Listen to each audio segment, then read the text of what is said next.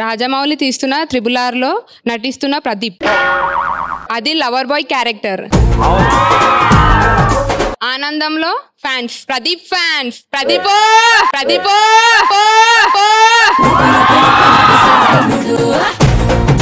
నువ్వు రాత్రిపూట టాబ్లెట్ వేసుకోవాలన్నా?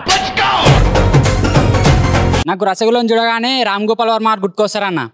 ఎందుకంటే ఆయనకు రసగుల్లా చూస్తే అమ్మాయిలు గుర్తుకొస్తారంట.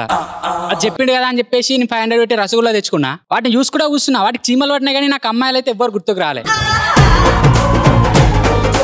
అంటే ఆయన ఏజ్కి ఆయన అలా అనిపించింది అన్న. అంటే ఆయనంతా కాకుండా మనం కూడా ఉందాం అన్న.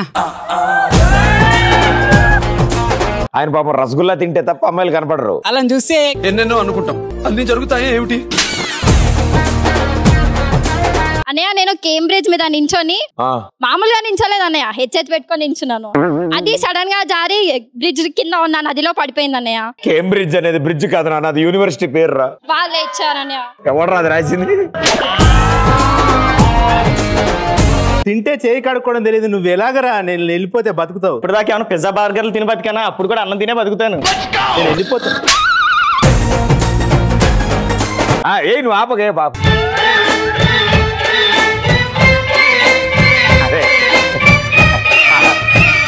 అరే ప్లీజ్ దీని అర్థం చెప్పరా?